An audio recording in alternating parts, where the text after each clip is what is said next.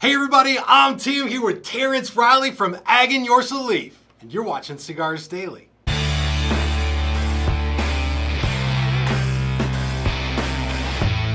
You're smoking currently the JFR Corojo, which is like a $6 stick, a good like everyday economic sort of daily smoke, right? Absolutely. Okay, so that's a great cigar in the Ag and Yorsa catalog. But I'm smoking the JFR Lunatic Visionaries. Yes, sir. A cigar from the same sort of brand that's $10. There's a $4 difference in the price on these two cigars. Can the tobacco really be all that different? So absolutely. So there's a few factors that affect price, and obviously tobacco being one. One, if you look at your Visionary, it's what's called a brush foot. So you see how the wrapper has been removed from the last half inch of the cigar. So you're chasing that binder and filler first. Before you hit the wrapper, you get to see the transition. So that's another step in the process that takes longer to roll. You're not going to be able to make as many per day. So that's a factor. The tobacco is being used. The Visionary is a more bold blend. It's using more ligeros and higher primings of the plant. So that's another factor that's going to account for price variation. And then also too, there's also the fact that JFR is intended to be a cigar that is kind of less expensive than what it should be.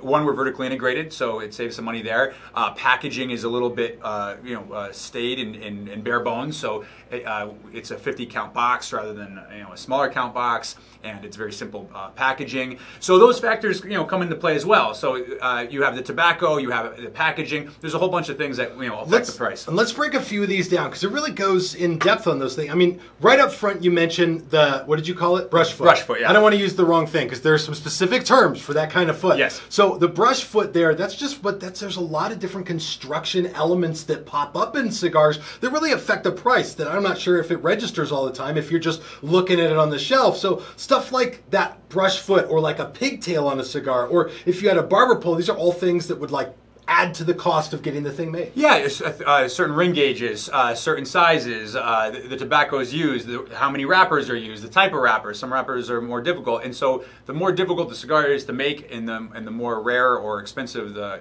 ingredients or the different blending elements into the cigar, those are all going to affect price. Do you know if there's multiple binders used in many of Ag and Yorsa cigars? Yes. Because that was something I didn't know until I started rolling cigars, is you can use as many binders as you want. Yeah. So we used to. We stop at 2, but all our cigars have double binders. All of them have double binders? Yeah, we do double binders, and that's a very Cuban thing, so we do that, absolutely.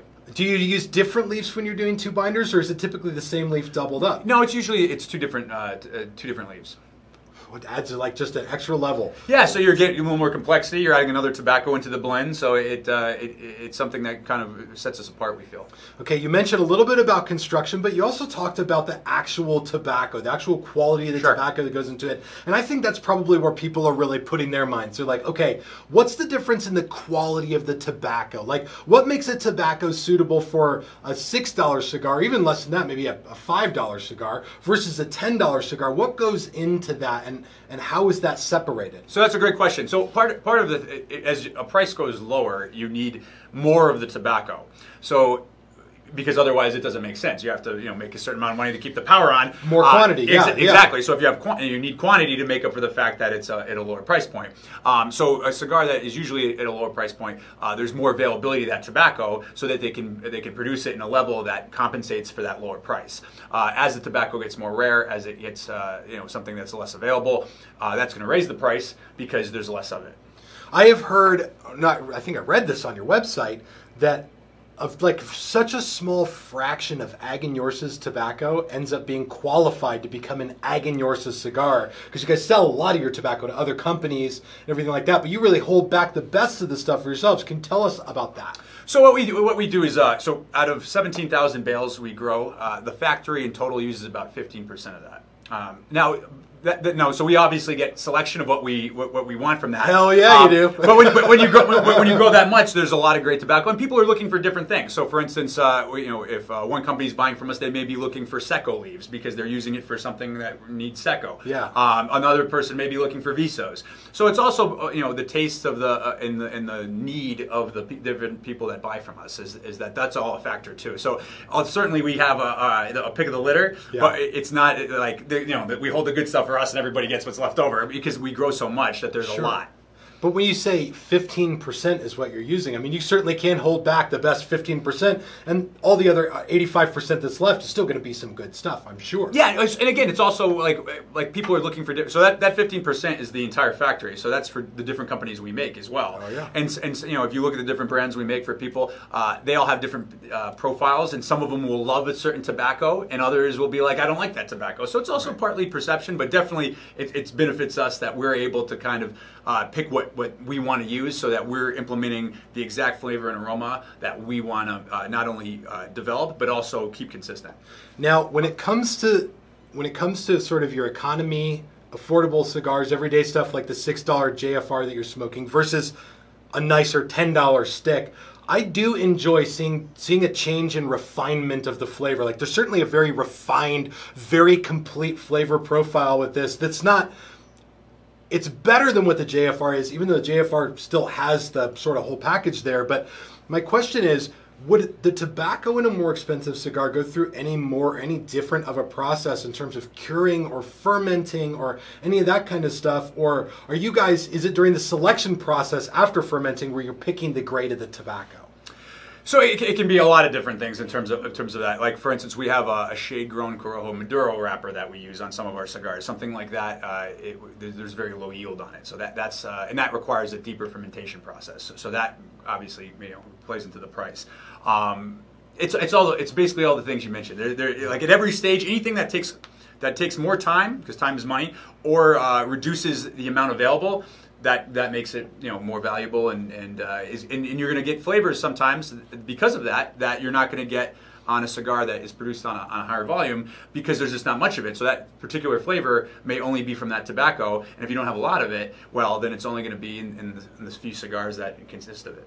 Now, I have one more question for you, and this one for me is really the base of the point. When it comes to affordable cigars versus nicer cigars, price doesn't always determine quality. We all know, like, we've all seen that before. We've all smoked a $5 stick that's like, damn, this is better than a lot of $8 sticks that I've had before. And truly, companies like Aganorsa are trying to do that. You're trying to put out a $6 stick that outsmokes everybody else's, you know, $9 stick. Absolutely. It's good. But it doesn't always work with that way. Sometimes you get a $10 stick and it's not worth the other $5 stick. What is it that makes Aganorsa leaf tobacco good in your mind? What is it that makes Aganorsa leaf the leaf? So it's a few different factors. One, it's the seeds that we grow. We grow Corojo 99 and Criollo 98. Corojo 99, almost nobody grows that in Nicaragua other than us. It's a low yield tobacco, which when a farmer is growing tobacco, he's like, how much can I get out of this? So it's like the tomatoes in the grocery store, right? Yeah, it's like that guy's thinking, I got to make sure they make it from Florida to Ohio, so they don't bruise easy and they ripen slowly. And so that may make him grow, you know, that type of tomato than a more flavorful tomato. And it's the same thing with tobacco, is that the farmer may say, well, I can make more money per space that I have per farm growing this one seed rather than another, and so that makes Corojo 99 as popular. But for us, because the taste and aroma is so great on it, and we grow in such a capacity that we use Corojo 99, it's really a signature ingredient in Aganorsa. We also grow Criollo 98, which is more commonly grown in Nicaragua. So we have this kind of quintessential Nicaraguan tobacco, and then we have this more Cubanesque tobacco that's more unique to us. And it's the melding of that, plus we control that entire process. If you have the best piece of meat on earth and you overcook it, now you got shoe leather, right? Yeah. So we cure, we ferment, we age, we blend. So from seed to ash, we control that whole process. And we can get that ultimate optimal taste and aroma all the way from the seed to the final product. And can I just say, if I can just toot your horn for a second. Oh, thank you. For Aganorsa, we've talked with a lot of families on this channel, impressive families with incredible lineage, who have been doing this stuff for over 100 years. You guys did this shit in 30 years.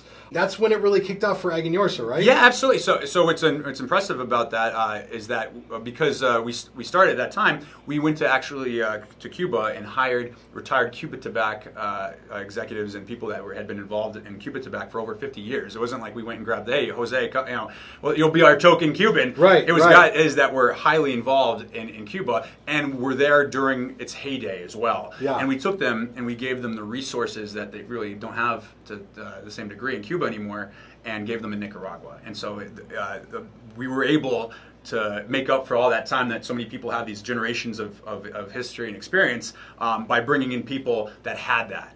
And so that's how we were able to compete. That's amazing. And what I want to know from all of you who are watching is, what is this like for you? Can you taste the difference? Not just with Aganorsa versus other tobaccos out there, but between like a $5 everyday stick and a $10 cigar. Do you notice the difference? Can you taste refinement there? Or does it seem to be like 6 of one, half a dozen of the other? Please drop a comment down below and let us know what you guys think about this, because it's like a huge deal. This is your money you're spending on cigars. It's valuable, so we want to make sure that you get all the information you need. And guys, please do also watch this video and content like this on CigarsDailyPlus.com. We're always working to make it better on Cigars Daily Plus.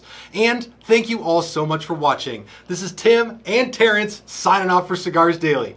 See you all in the comments.